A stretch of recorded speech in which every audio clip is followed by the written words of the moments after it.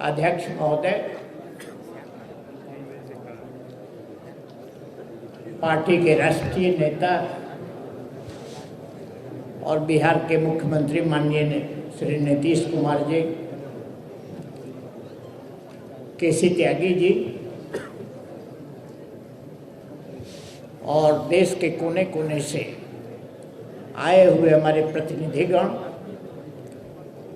बिहार के हमारे मित्रगण, साथीगण, मंच पर बैठे हुए मंत्रीगण,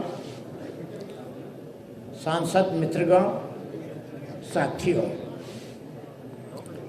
मैं सर्वप्रथम राष्ट्रीय अध्यक्ष के रूप में निर्वाचित श्री राजीव रंजन सिंह उर्फ लल्ला हूँ, उनको बधाई देता हूँ और बड़ी जिम्मेवारी उनके ऊपर दी गई। कल जब उनका निर्वाचन हो रहा था, उस समय एक बात बहुत महत्वपूर्ण आई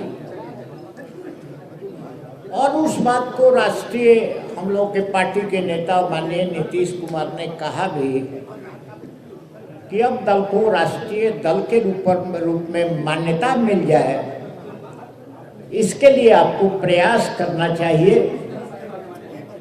और ललन जी ने कहा कि इस दिशा की ओर मैं सक्रिय रूप से आगे बढ़ने का काम करूंगा।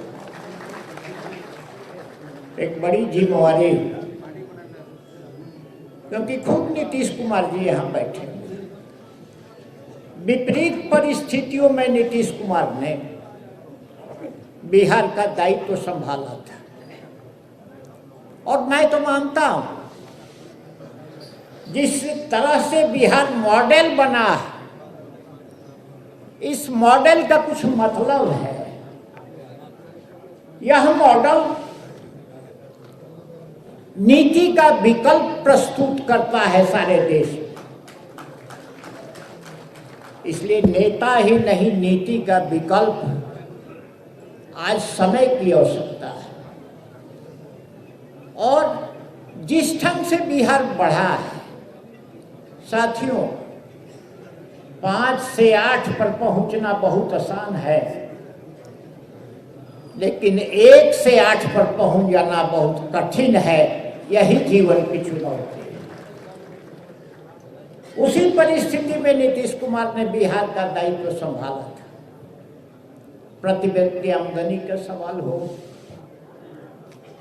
बिहार जिस ढंग से देश के लोग बिहार के समय में, बिहार के संबंध में सोचते थे, उसमें बदलाव लाने की जरूरत, बदलाव ले आने की बात हो, चाहे बिहार को वैसे स्थिति में लाने कि यदि उद्योग भी को स्थापित करने के लिए जरूरत पड़े तो रोड और बिजली के रूप में बिहार उस रूप में दिखाई पड़ा।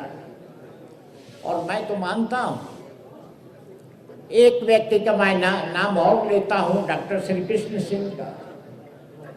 डॉक्टर श्री कृष्ण सिंह के बाद जिसने बिहार को सजाया है, संवारा है, आगे बढ़ाया और इसको नई दिशा दी है, तो वह नीतीश कुमार ही है। और मैं मानता हूं वही व्यक्ति कुछ कर सकता है। श्री कृष्ण सिंह के लिए के जीवन में भी स्वतंत्रता आंदोलन का मतलब था। नीतीश कुमार के जीवन में जयप्रकाश नारायण और कर्पूरी ठाकुर भी एक दिखाई पड़ रहे थे। तो जो सपना आदमी देखता है अपने जीवन में और उसी सपना को साकार करने के लिए जब जिम्मेवारी आती है तो वह आगे बढ़ता है, वही कर्मवीर कहलाता है, वही योद्धा कहलाता है। तो नीतीश कुमार ने इस काम को किया और मैं एग्जाम्पल नहीं दूंगा, बिहार में बहुत से ऐसे काम हुए जो राष्ट्र के स्तर पर उसको देश ने स्वीकार किया।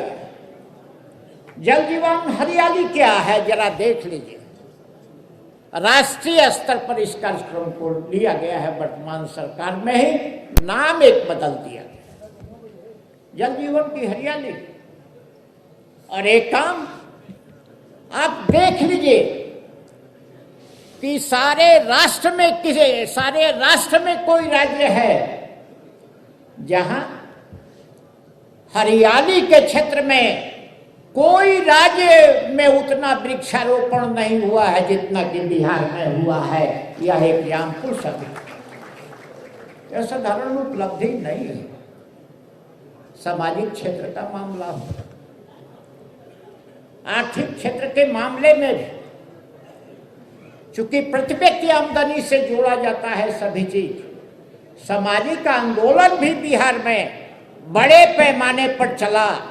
और जिस ढंग से महिलाएं आगे आई, एक मूक क्रांति का स्वरूप है जो आज उसकी नींव पड़ी है और कल नया बिहार में महिलाएं खड़ी करेंगी।